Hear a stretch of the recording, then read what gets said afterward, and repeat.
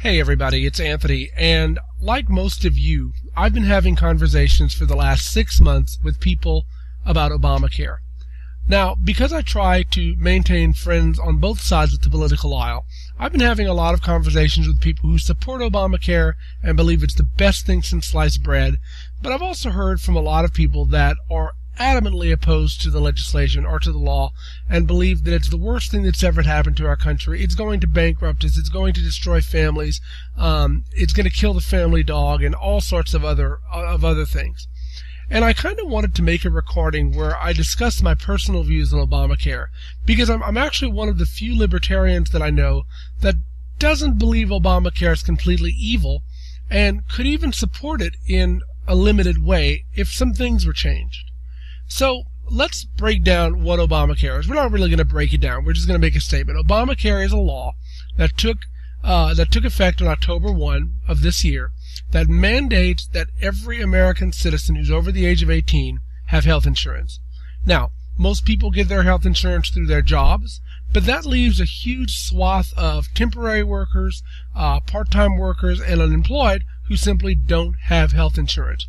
And that means that when they get sick, they can't go to a doctor. They end up letting themselves get sicker and sicker because they can't afford a doctor's visit until they ultimately end up in the emergency room, which will stabilize them, send them on their way, and then they'll get sick again, and they'll go back to the emergency room, which will stabilize them and send them on their way.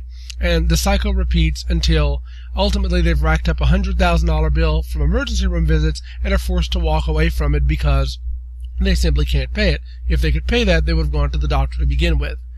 Now, that contributes to rising healthcare costs. The emergency rooms and hospitals are writing off enormous medical bills, and it's destroying personal credit because people can't pay it and they take a hit on their credit, and it's just a really nasty cycle that goes all around. And the Affordable Care Act is meant to help address that and to make sure that as many people as possible are covered by some form of health insurance, and in fact, to mandate that as many people as possible purchase health insurance. Now, there are three main arguments against Obamacare. The first is that it is forcing an individual, the government is forcing an individual to buy a private product. Now, that is not unprecedented. We do that in some industries. For example, we tell people they have to carry some form of car insurance. You can't drive a car on the roads unless you buy some sort of car insurance. Now, granted, it may be a very limited form of car insurance, but it's still forcing someone to buy a private product by the government. The second argument is that it is assuming that the government has a right to the money that you earn. In other words, if I'm young and I'm healthy and I don't want to buy health care, I'm still going to pay for health care whether or not I use it, and that money is going to be used to fund other people who can't pay for it and all of that niceness. Now, I don't really have a huge problem with that, but it is assuming the government has a right or some sort of ownership to your labor, and that's a problem. The third argument is that Obamacare doesn't really cover everybody. It does cover 30 to 40 million people who ordinarily wouldn't have health insurance. However, you have to be amazingly poor to be able to be covered by Obamacare. If you fall somewhere above desperately poor but below where you could just pay for a doctor's visit whenever you needed it, you still will kind of be left in the lurch in a lot of cases, and that's a little concerning. So it doesn't cover everybody in the country. It only covers people who are extremely poor or whose jobs don't offer health insurance. Now, here's my take on that. Let me address the government forcing you to pay for a product and the government having a claim to your income. I understand where people who argue against this are coming from, and I agree with it to a large degree. However, the truth is that the government does that on a lot of cases. Income tax, for example, is the government assuming that they have a right to our labor, the fruits of our labor. The fact that we are launching wars all over the world and the government is bombing people and killing people in our name assumes that the government has the right to do that. We're being forced to pay for all sorts of things that we really don't receive any benefit from in the form of taxes. We're just continually funding this giant machine that keeps getting worse and worse and more violent and worse. At least by funding healthcare, which again also assumes the government has a right to your labor, at least we are getting some benefit from it. And out of all of the things that I could complain about the government taking my money from me to do, making sure that my neighbor can go to the hospital or go to a doctor when they're sick is the last thing that I'm willing to complain about, because I don't have a problem with it. If I have to pay a little money and my neighbor can get health care, I'm happy with that. I would much rather do that than pay a little money so that a drone can fly over Pakistan and kill a wedding party full of women and children.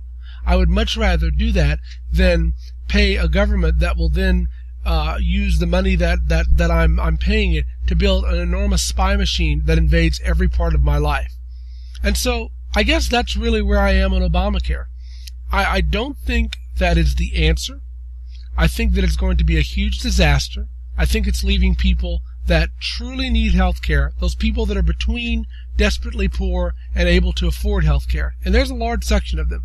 I think it's leaving them out in a lurch, but I believe it's a start, and it may prove to be a good start. I'm reserving judgment, but in the end, my compassion comes down on the side of there are people that are dying because they don't have health care. There are people who are dying because they can't go to a doctor. And yes, I know that the politicians that are opposed to Obamacare will say the poor do have medical care. They can go to an emergency room. But that's not the answer, because we know that emergency rooms don't really treat a patient. They stabilize a patient. That's all they're required to do by law, is stabilize you. And so that's what they do. They stabilize you and then send you home. And in more cases, in many cases at least, you end up getting worse until you end up in the hospital. And at least if people had access to a doctor who would treat them, we might be able to not only save some health and maybe save some cost, but also save some lives. And so those of you who are opposed to Obamacare, I understand where you're coming from. I completely understand it. I'm opposed to Obamacare on those grounds as well. However, like I said, we have to pick our battles in this. In the grand scheme of things, it is much more important that we fight the government taking our money to go and kill innocent people and launch wars in our name and fund fascism and fund corporatism and fund a vast spying machine than it is to not give our neighbor health care. And that's really where I come down on it. If they're going to take my money, I would rather it go to my neighbor to get health care. Now, granted, I understand all those other horrible things are going to keep going, but at least I know that when I'm paying my taxes, somebody's benefiting from it. I may not know who that person is, and I may never meet that person, and it may not even be me that's benefiting from it, but somebody will be able to go to a doctor and get the treatment they need that may save their lives, or their child's life, or their spouse's life, that would not have been able to do it before the Obamacare initiative took effect. Now, would I like to see it abolished? Yes. But I don't want to see it abolished because I don't believe that we need healthcare reform. I'd like to see it abolished for two reasons. I don't believe it goes far enough. It doesn't cover enough people. And I believe it's poorly implemented and it's going to be a disaster. But really, those are the reasons that I want to see it abolished. The libertarian in me is screaming they don't have a right to my money. They don't have a right to my money. The compassionate human being, the realist in me, says that people dying is not a good thing. People being sick because they can't get medicine they need is not a good thing. And I have to admit, folks, I mean, as much as, I believe in libertarian principles and I believe in the libertarian ideal, I'm going to come down on the side of being a compassionate human being every time. And that may go against everything libertarians stand for. And that may make some libertarians say you're not a real libertarian. But I believe that mutual aid is a very libertarian concept. Now, granted, it is the government forcing it. But if the government came to me and said, here's the deal, we're going to use, give us $125 a month, and we're going to apply it to someone else's health care, I would voluntarily give it. And I suspect that many of you would too. Many of you would. It would take someone who I believe is fairly hard with humanity, fairly bitter with humanity, to say it's my money. I don't care if people can't afford health care. That's their problem. They need to deal with it. And if their kid dies, or if they end up dying, that's too bad. They should get another job, or they should start a business, or whatever. I don't believe that even maybe the most hardcore libertarians would do that. Those people who were at the Republican convention when they brought up the soldier or whatever it was, and they were screaming, "Let him die." I think those people may do that. But the average person on the street that espouses libertarian values, I think they're also compassionate human beings. And I think that would win out in the end. At least I hope it would. So there you have it. It may not be a great argument. It may not be a fantastic argument. It may not even be one you agree with. But that's why I'm not as opposed to Obamacare as I used to be. And I'm not as opposed to Obamacare as many other people are. Because I can see both sides. I can see where it's needed. It's just going to be a failure, I believe. And I can see where it's also a bad thing because it robs us of even more of the money that we earn. It furthers the belief that the government owns our labor and owns our money and all of that.